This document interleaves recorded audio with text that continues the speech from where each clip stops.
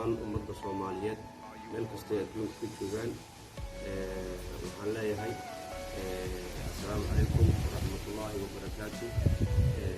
magacaygu waxaa la yidhaahdaa cabdisalaan xasan cabdi, laakiin waxaa la yaqaanaa Jabuuti xasan.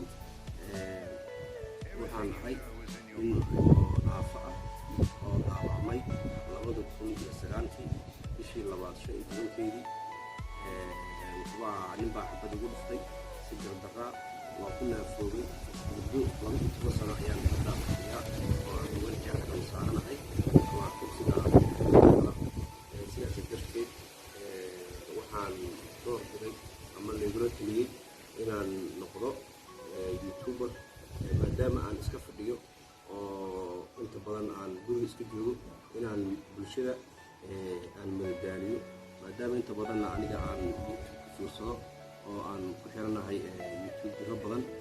sidaas darteed waxaan go'aansaday inaan markaasi aan wax madadaala oo ummadda faa'iido u ah ama waxnimo ama waayo aragnimo inaan soo bandhigo oo bulshada markaasi u baahan ama inay ku madadaaliyaan.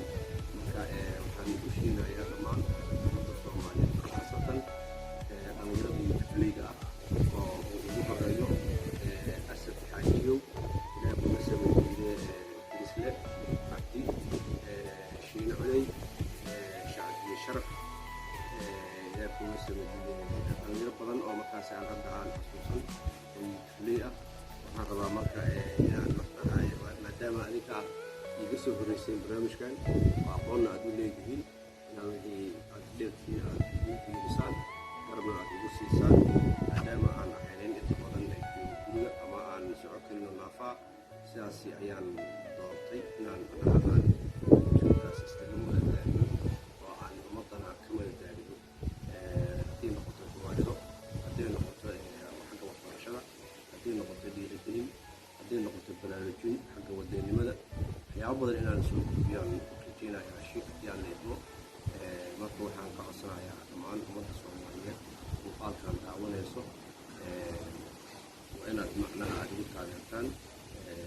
aniga YouTube-kayga waxaa wax yar ayuu furan yahay, sidaas darteed waxaan codsidaasi ku jeedinayaa inaad fil gaar ku fiirsaan dhammaan intaan hadda magacooda sheegay iyo intaan ka tegay niman badan oo maleeshiya joogo oo mameerka yidhaahdo iyo liicaato niman badan oo markaasi hawshaan ku jiro ayagana waxaan leeyahay arrintan garab igu siiya maadaama aan nin dhalinyaro aan ahay oo inta badanna aan iska fadhiyo maadaama markaasi aan jeclaystay inaan hawshaan galo.